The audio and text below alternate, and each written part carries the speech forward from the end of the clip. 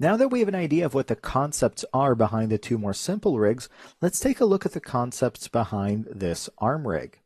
Now, this arm is actually pulled directly off of the character we're going to be rigging in this course. The overall rig is a much more simplified version, just created here to illustrate some points. But we'll obviously get into rigging the whole character a little bit later, so for right now, let's just see what this more simplified version does. There's actually only 3 controls on this one. We have an ability to control our shoulder. We can control our wrist, which you can see also allows us to rotate our hand there, and we can control our elbow. There. We also have some custom controls on this wrist over here. Those are found down here. Those again are referred to as custom attributes. So this allows us to create a fist, splay out the fingers, point his finger, and actually also mimic the twisting in the forearm. For example, if I were to rotate the hand this way here, we could then twist the forearm to kind of match that, so we kind of have a slightly smoother transition in there.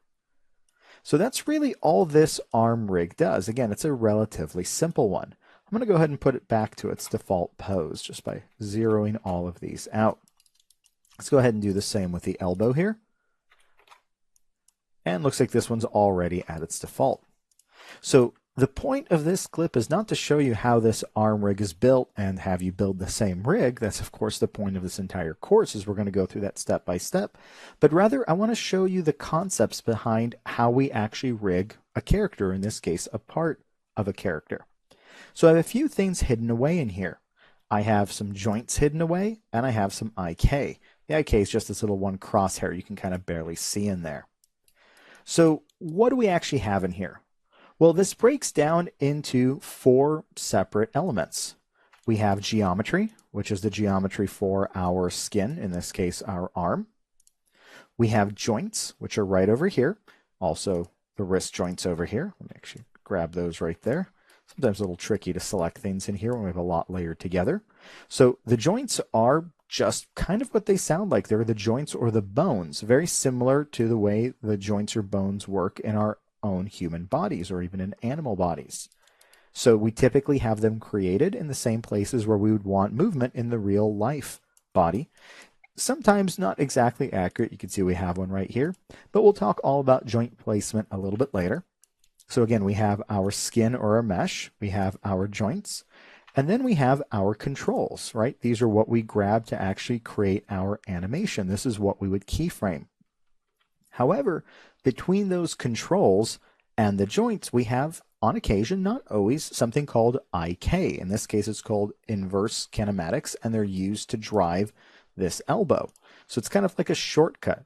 So what we do is control just these 2 ends, and the computer, using the IK, figures out what the elbow is going to do.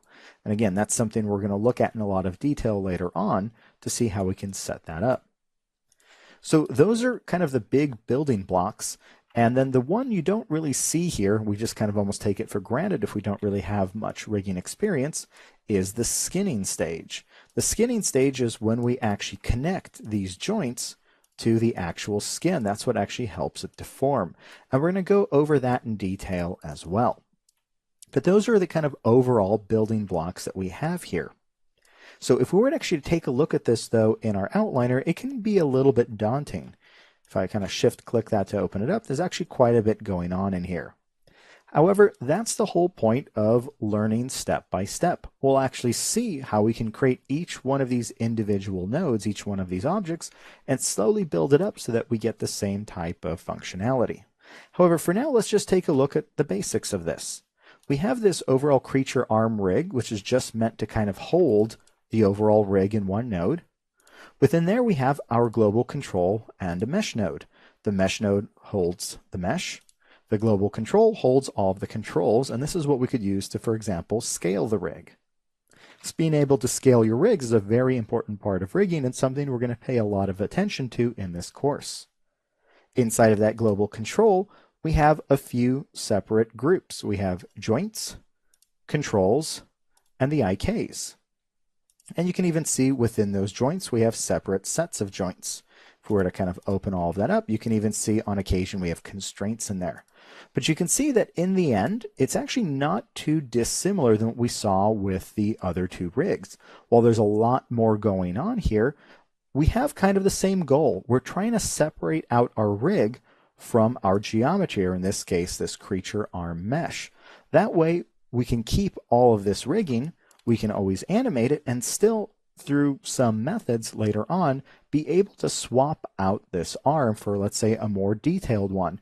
You know, who knows? Maybe this is the simple low-res one we're using now, then we have a much nicer one that's coming out of ZBrush maybe a few weeks later, and that way we can always apply that much nicer one later on to this same rig that, again, might theoretically even be animated already.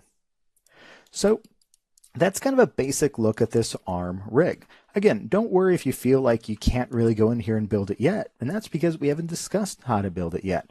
I just want you to kind of have a high-level idea of what the different elements are that we have in here, so that when we ultimately move on and begin building it, it's a little bit easier to understand. So let's go ahead and end this clip here, and I'll see you all in the next one.